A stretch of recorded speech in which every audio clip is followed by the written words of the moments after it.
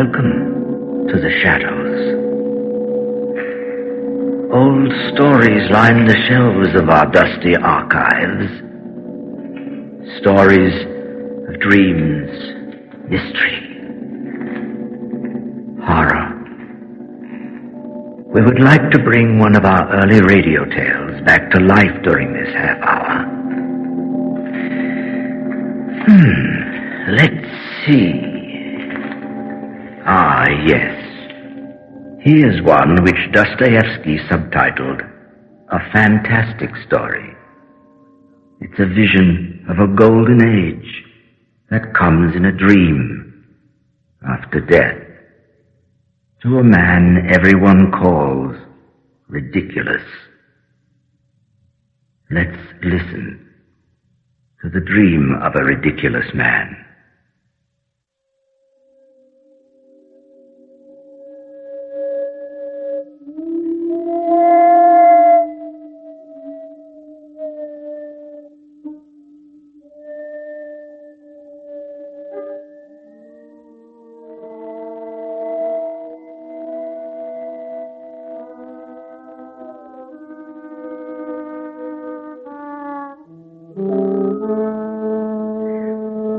I am a ridiculous man.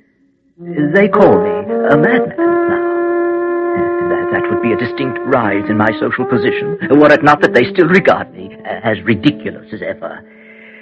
But that does not make me angry anymore. They are all dear to me now, even while they laugh at me. Of course, I used to feel terrible about appearing to be ridiculous. No, not appearing to be ridiculous. I was ridiculous. I've always been ridiculous. I've known it from the day I was born. Everyone has always laughed at me. Then, as I grew older, it didn't matter so much anymore. I don't know why. Maybe it was because of a thing. A thing. A conviction that grew, that I couldn't control. A conviction that nothing in the whole world really made any difference. Nothing had ever happened. And little by little I realized that nothing ever would happen.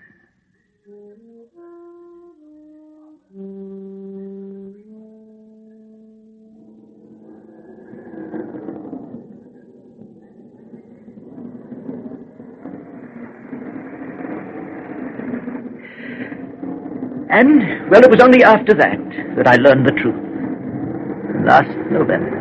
The 3rd of November, to be exact. It was a dismal evening, as dismal as you can imagine. I was returning home about 11 o'clock. Rain, coldest and most dismal. It had a distinct animosity. Then it stopped. The horrible dampness descended on everything. The sky was awfully dark, but I could clearly distinguish the torn wisps of clouds. Between them, fathomless dark patches. I became aware of a tiny star in one of the patches, and I looked at it intently. Intently. Because it gave me an idea. I made up my mind, finally, to take my life. To kill myself that very night. Oh, I had made up my mind about that months ago and bought a fine revolver and loaded it. It still lies in the drawer, waiting. And now, the little star made up my mind that it would most certainly be that night. Why the star decided me, I don't know.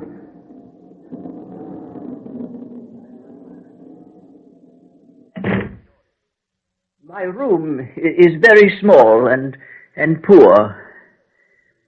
I have a sofa and a table with books and an armchair. Comfortable armchair. Very old. I sat down and lit a candle and began thinking. I would usually sit up all night in the armchair, doing nothing, not reading, not even thinking about anything in particular. Thoughts would wander in and out of my mind. I let them come and go as they please. I took the gun out of the drawer and put it down in front of me, as I had done 1,000 times. But this time, is it to be now? Yes, now. Now. I suppose I fell asleep in my armchair. I was not aware of falling asleep at all. Dreams, as we all know, are curious things. Visions appear with terrifying clarity. Details engraved like jewelry, and yet we leap through an abyss of time and space. I had intended to end my life. And my dream, oh, my dream, revealed to me a grand, new, regenerated, and powerful life. I picked up my gun, for my dream began just as I was in the armchair, and I pointed it straight at my heart. Not at my temple, where I had planned to shoot, but at my heart. I paused for a second. Then, there was no pain, but with the shot, everything within me was suddenly shaken. And then, extinguished. A terrible darkness descended all around me. I couldn't hear or see or move. I was lying stretched out full length in a coffin, being carried. I could feel the swaying. I was dead. And then lowered, buried in the earth. It was damp and cold. I did not expect anything. The dead man has nothing to expect. An hour or a day, maybe several days passed. There was only the cold and the damp. A drop of water had seeped through the lid of the coffin and fell on my closed left eye. Then another, and it continued on and on. Someone was doing this. Someone was responsible for all that was happening. You, whoever you are. If there is anything more sensible anywhere than what's happening here, let me see it. But if you're getting even for my suicide by the disgrace and absurdity of life after death, then you can be sure that no torture that you can put me to will ever equal the contempt I shall feel, though this martyrdom go on for 1,000,000 years. Then my grave was opened, and I was seized by some dark and unknown creature. Oh, never had there been such darkness. But we were in space, flying through space at a fantastic speed. The Earth was already far behind us. The creature that carried me was silent, and I would not question him. Oh, I was too proud. I waited. I refused to be afraid. I cannot remember how long we traveled. I had no idea of time. But I remember that suddenly I could see a tiny star in all that darkness. That must be serious. Is it serious? No. It is the star you saw between the clouds on your way home. Who are you? You resemble a human being, and I hate you for that. If you non-existence. Yes. Why else should I have shot myself? I am not a human. But you exist, and I am in your hands. So, there is life beyond the grave. Yes. But does it change anything? You are still humiliated, defeated. I'm in your hands. That's humiliation. If I am to live again, I will not be subject to anyone, to anything. Are you afraid of me? Yes. You know I'm afraid of you. And that's why you despise me. You admit your own humiliation? Yes. Yes, and you despise me. No one despises you. No one is laughing at you. No one even pities you. Then what is there? Your journey. Your journey has a purpose that is unknown and concerns only yourself. I'm afraid. Listen. Listen. Do you hear? Does it reach you? Yes, something permeates my whole being, speeding through the dark and unknown regions of space. Is there an expectation? Yes, and a terrible anguish. And what is this feeling of something familiar, something incredibly nostalgic? Look. Look ahead. Sun. Our own sun that gave birth to our world. How can it be your sun millions of miles away? Yes, I recognize it. It's our own dear sun. Or a copy? Or a twin? But the same light that gave me birth. Oh, feel the warmth. But it is so. Where is the earth? There. The little star ahead. Like an emerald in the dark. How can such repetitions be possible in the universe? Is that nature's law?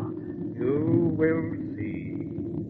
Oh, and if this is an earth, is it the same as ours? The same wretched and unhappy earth that is so dear to us? Eternally beautiful and dear even to her most ungrateful children? You shall see it all. You shall see it all. Yes, it is the earth. There, oceans, Europe. Oh, no, I won't have it. I can only love the earth I've left behind with my blood on it, my suicide. Even more for that than ever. We can only love with suffering and through suffering. There's no other love we know. Oh, I want it. Oh, suffering in order to love. I would kiss that earth behind me, that only earth. I won't accept any other. No other. No other.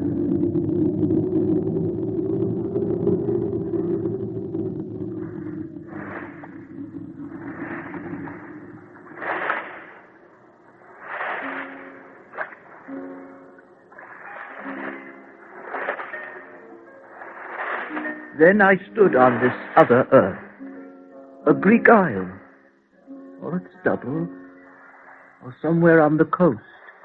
Everything was radiant, triumphant.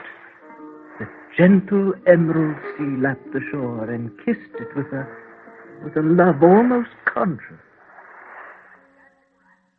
I moved inland. Tall, beautiful trees, in all the glory of their green, luxuriant foliage. Their innumerable leaves welcomed me and whispered soft, tender, such sweet words of love. What a world was this! The grass blazed with flowers, and the birds fluttered in flocks about me, unafraid. They lighted on my shoulders. Oh, what world was this? And at last the people came to me. Oh, children of the sun. They came to me and surrounded me and kissed me. Children of their sun. I had never seen such beauty. How beautiful they were. Never had I seen such beauty in man, except perhaps in a tiny child. Oh, and they were like children. Bright, happy eyes, their faces radiant with understanding and joy. Oh, Immediately I understood it all. This was the earth unstained. This was the Eden, the paradise. They thronged around me happily. They overwhelmed me with their love and laughter. They asked no questions because they knew everything. And with their loving touch, they longed to remove all the suffering. Oh, all the suffering.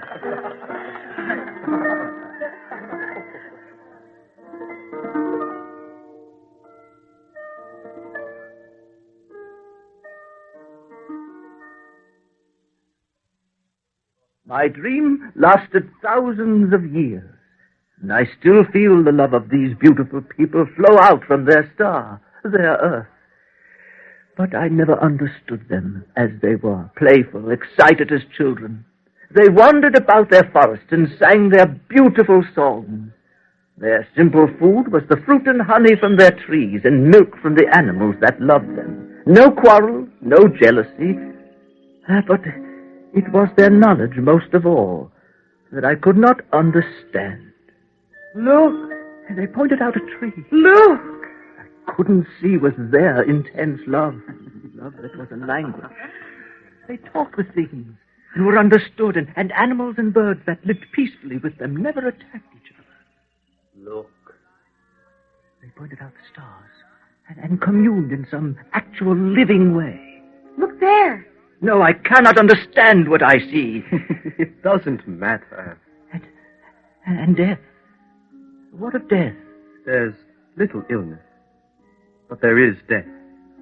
The old die peacefully, falling asleep. We gather around and bid farewell. But is there a life after death? Is there religion? Religion? Or science? Science? But there is death. In the evening, they praised the day and remembered all the sensations it had brought. They said their farewell and praised the earth and the sea, the woods, and each other in their songs. And I could not understand. It was beyond my grasp.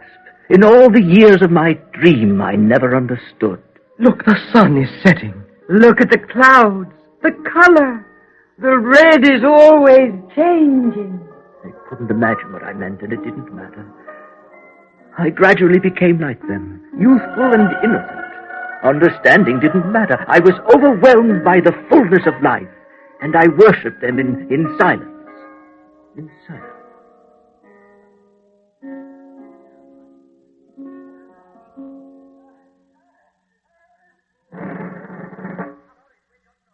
Now, of course, people laugh at me.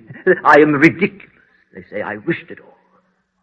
But neither my heart nor my trivial mind could have invented what was to come, nor could they have risen to such a revelation of truth.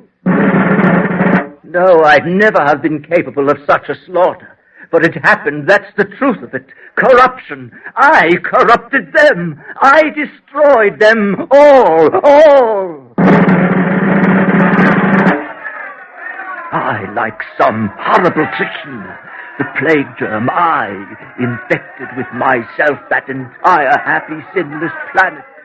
I can't remember how it happened. Some joke, some innocent and playful laugh. The germ of it had penetrated their hearts, and they liked it. And then everything else followed. Voluptuousness, jealousy, cruelty, shame. Oh, they made shame into a virtue.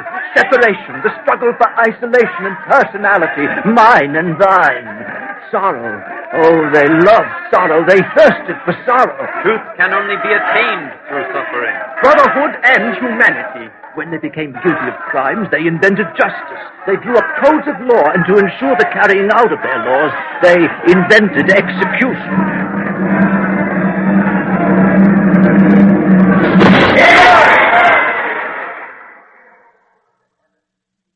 Well, what do you want of us now? Can't you see what has happened to you? You have brought us enlightenment. No, I have brought corruption, cruelty, and destruction. Oh, are we so dishonest, cruel, unjust? And we have, after all, science. And with science, we shall discover truth once more. And this time, we shall know the truth and accept it in full knowledge. Knowledge is of a higher order than feeling. And awareness of life is of a higher order than life. No, no! Yes! Science will give us wisdom. Wisdom will reveal to us the laws of nature, and knowledge of the laws of nature will bring us to the greatest happiness of all. No, no! Slavery and saints made their appearance, and temples had their blood. And statesmen who tried to devise a society in which each individual, while continuing to love himself above everyone else, would at the same time abstain from interfering with others. In this way, men would live together in a harmonious society. Whole wars were fought over that idea. We firmly believe that science and wisdom and the instinct for self-preservation will finally force men to unite in a harmonious and intelligent society. But to hasten this glorious time, we must eliminate those who cannot grasp this concept and whose ignorance stands in the way. And when the feeling for self-preservation gave way, there arose the proud ones who wanted all or nothing. All they could never have, but there was nothing. The cult of suicide.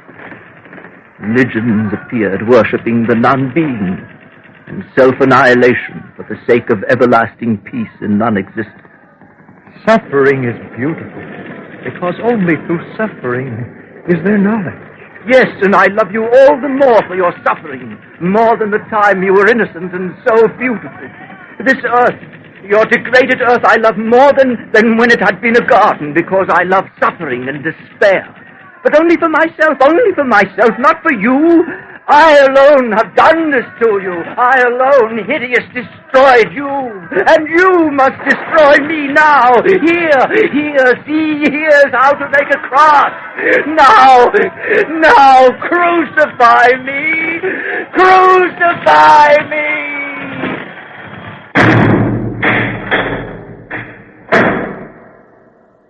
You have become a fool. You are dangerous to us. A terrible sorrow wrung me. I was dying. And then, then I awoke. It was morning. The sun had not yet risen, but it was nearly 6 o'clock. I was in the same armchair. Candle had burnt out. And there on the table was my gun, lying there, loaded and ready. Oh, no, never now.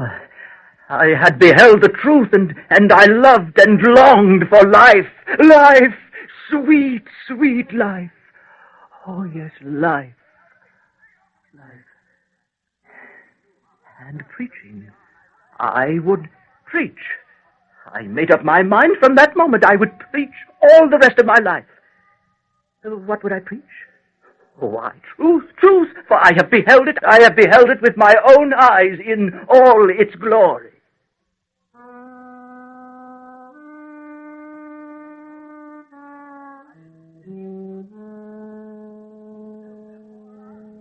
And so since then I have been preaching. They say I get muddled when I preach, muddled and confused.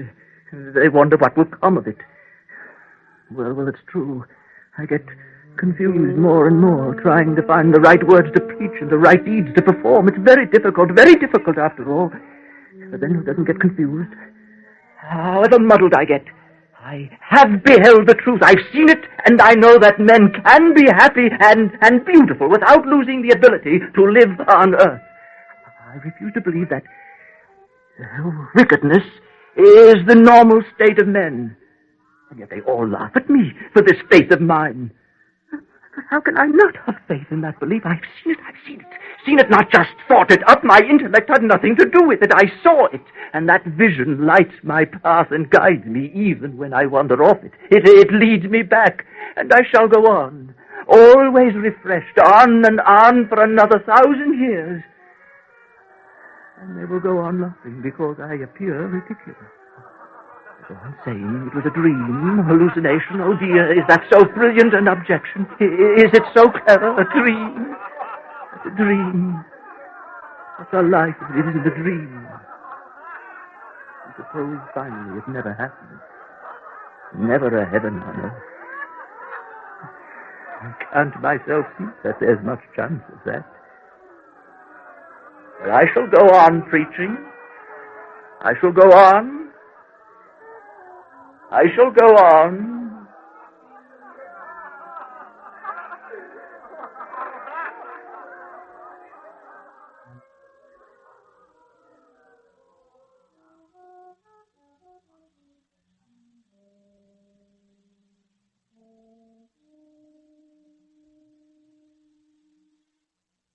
The Dream of a Ridiculous Man by Fyodor Dostoevsky. Adapted and produced by Eric Bauersfeld in 1964.